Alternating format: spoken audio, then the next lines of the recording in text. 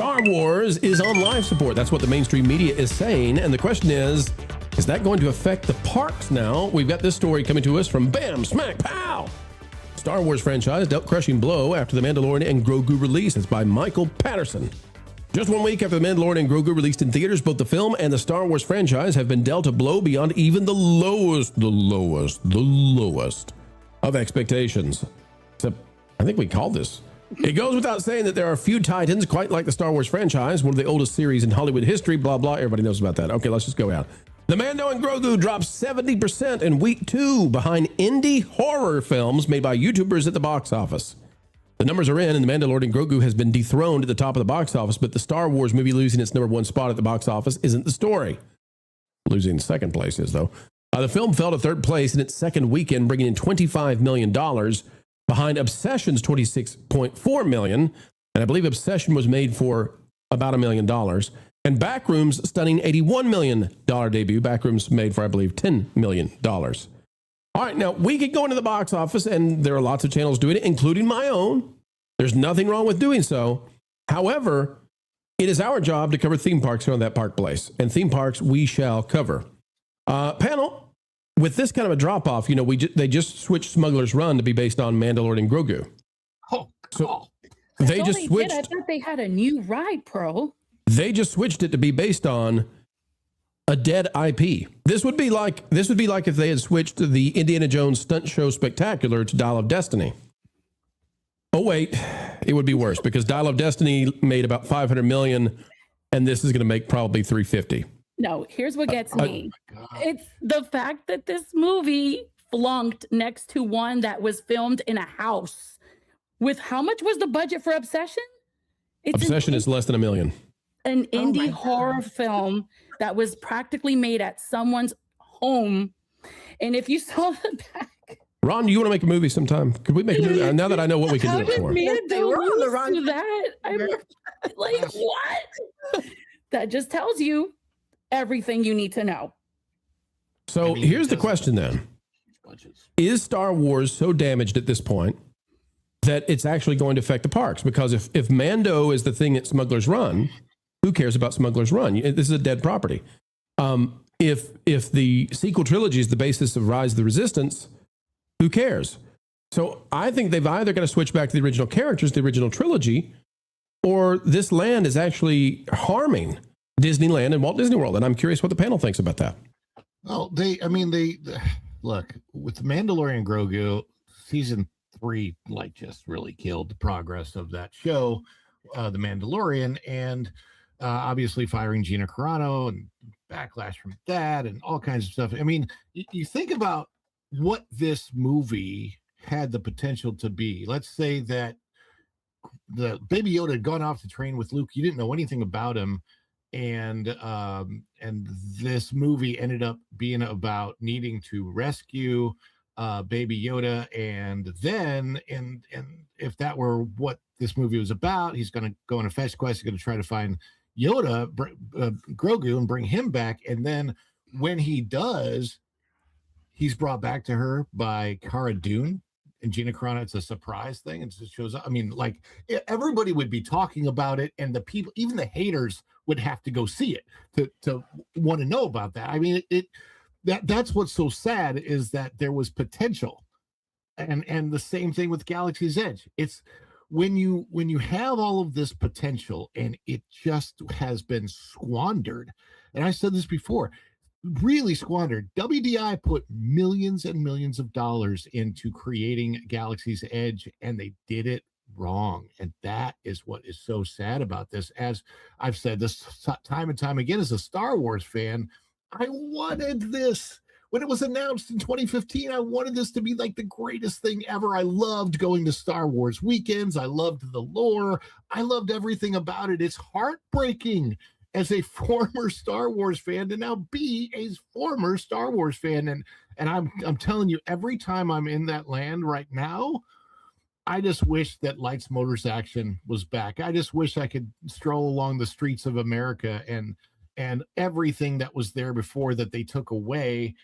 It's really heartbreaking. I I can't imagine back then that they were thinking we want to ruin the park. They had to be thinking we're making improvements. This is going to make it better. And yet it just all went just so south. It just really, really did.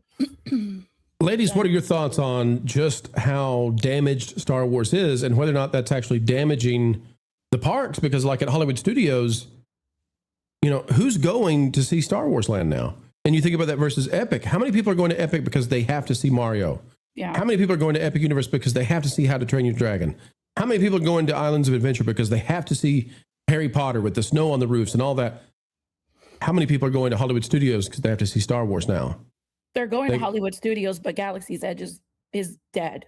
There is no, what is the most you see Rise? The wait time for Rise, it fluctuates between 50 to 70 minutes at most. Sometimes it's a 25-minute wait. Smuggler's Run is a walk-on the majority of the time. And that tells you everything. They got rid of the virtual queue for Ogas because no one cares. Right. And now what's Hollywood Studios depending on to get people to go see it? The Muppets, right? Right. Do you care enough to go see the Muppets? And I love the Muppets, but the Muppets are not Harry Potter, right? And because of Star Wars being damaged, this is the best that Hollywood Studios has to offer people to say, will you please come see the park? And then Monsters Inc. But you know, how many people are like, oh man, Monsters Inc. I gotta get the Mike Wazowski single giant contact lens to go on my face.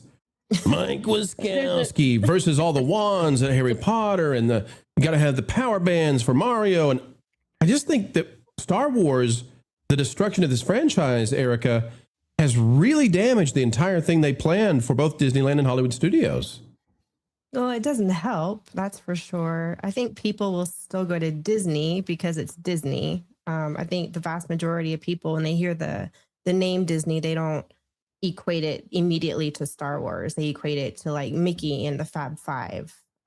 They think of Magic Kingdom first, and then maybe Epcot secondary if you're thinking Walt Disney World. I think people will still go, but to your point, you put the choice in front of a family, what Universal Studios is offering with Epic Universe and Disney World.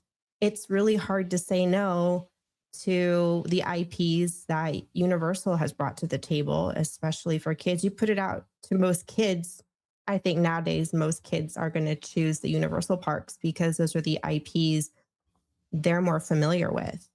Then Disney hasn't really done anything for Gen Alpha and younger Gen Z to really entice them. The only thing that's drawing a younger generation to the Disney parks is what parents have been instilling at home in terms of old school Disney, not really what Disney themselves has been bringing to the table in terms of entertainment and, you know, what we grew up with. Our parents didn't have to put Disney in front of us. Disney was doing well on its own marketing to us kids when we were growing up. Yep. They haven't done that. They completely stopped doing that. And kids nowadays, they're going to pick Nintendo, Harry Potter, How to Train Your Dragon. And once Pokemon gets there, yeah. Well, you know, not to only your point, Erica, you made such a good point, and that's exactly what I was getting ready to say in regards to Hollywood Studios and Galaxy's Edge. And this park is congested most of the time. If you look at the wait times, it is a very busy park. That is exactly why they had to redo animation, that whole where Launch Bay was, and they had to do the animation courtyard and do offerings inside there where you can see the Fab Five live on stage at the Mickey Mouse Clubhouse. And then they have all of this other entertainment, characters roaming around. They have to do that because they have to get the traffic. They have to do something with Galaxy's Edge is dead. And then the rest of the park gets congested. So they have to have a flow going on. And they brought the old school classic Disney movies in animation courtyard. Yep. You could see Lucifer right there in all his glory. And I can go on and on and on about the things going on the inside. But that's exactly why I think they had to redo that whole area. What do you think? I think the answers to their problems, and I've been saying this for a while, relies on their past. What is classic Disney? What you created, not what you purchased that somebody else created. I mean, they really need to get back to their roots and stop with this Fantasyland idea that all this stuff that they purchase from other people and them reimagining it is somehow making them money. It's like you're living in denial. You're believing your own lies. You're outed all the time from multiple endless YouTube channels, and even down at times they're outed by their own left-wing media that they rely on to boost, their reputation. And it's like, get a clue. It's math, not magic. Yeah, and when we look at the Star Wars land, it's not the reimagining is what you talked about. That's indeed what's so awful. This doesn't even look like Star Wars. Yeah. This looks like Timu Lost Continent. And just to give you a comparison, okay? So here's what Star Wars is supposed to be. Timu Lost Continent. Here's what Epic Universe is. Now you tell me which one of these things looks more awesome, more amazing, more iconic. And it's obvious. As a parent to Gen Z, we handed down Mario, the Nintendo characters in the video games. We passed that down, and because it was safe and it was fun. And then that's what we grew up with. And I love that Universal is tapping into that nostalgia. It's working, but they're not screwing around with the IP either and trying to force it into something that it's not. So it's working. Because not just Gen Z, but Generation Alpha too. They're all over it. They all want to play Donkey Kong. Yeah, I've got young nieces and nephews that are obsessed with the Mario, anything Super Mario Brothers. It's an IP that has stayed around for decades and has proven that it will likely stay around for decades. And the problem with Star Wars, it was basically when Kathleen Kennedy got a hold of it and decided the Force is female thing, that it just took it in a direction that it still has not had a chance to recover from. Could Star Wars potentially recover in the future? I see only one way that can happen at this point in time, and that is to recast Han, Luke, and Leia and to tell new stories with those characters in it. And they have to get the casting right. It cannot be. And I like the actor that played Han Solo in the Solo movie. He's fine as an actor. He just wasn't the right casting for Han Solo. You got to get somebody that has the swagger and look and voice of a Harrison Ford for that character. Honestly, I think actually Luke and Leia are probably easier to cast. But it's you got to bring back old school Star Wars, and you got to remind people of what they loved in the first place.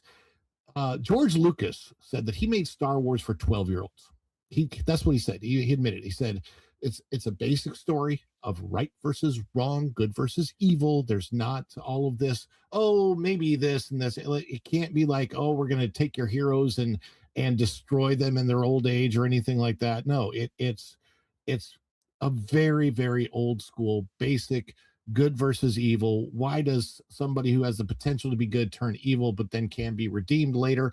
The redemption and all of those arcs, that's what people love. It's classic. And the reason it's classic is because it's the story of all of human history. Good overcoming evil is what every single person on the planet wants. Yep. And Ron, you've got the posted wait time, I believe, for Smuggler's Run right now as we're recording live. What's the posted wait time for the ride?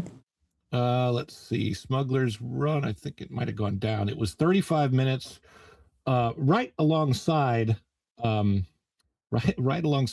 Swirling Saucers, which was also 35 minutes. Ron, if you go to the standby line, it's a walk-on. Ron, what's the wait time for Rock and Roller Coaster right now? 75 minutes. What's the wait time for Tower of Terror? Tower of Terror is only 35 right now. Mickey maybe it just came back up. Maybe it just came back up. Yeah. It might. I think it did. Toy Story Mania 50 minutes. What's Leaky? So 75. So yeah. There you go. Smuggler's Run, starring the Mandalorian, brand new, 2 weeks after the movie comes out, and it's got the same wait time as a knockoff teacup ride. Right? Yeah. Which is Alien Swirling Saucers. It's way worse than the teacups, folks. I mean, just not worth your time, even if you've got a little guy. Speaking of ruts. Sure. Ruts in the road. Folks, Things are not going well for Star Wars. You tell us, does Disney need to make the switch back and get rid of the sequel trilogy just for the cinematic effect, just for the streaming effect? Or is this also killing the theme parks? Thanks for watching That Park Plays News. For more information, consider checking out www.thatparkplace.com. And don't forget to subscribe, share, like, and send this out on your favorite social media accounts.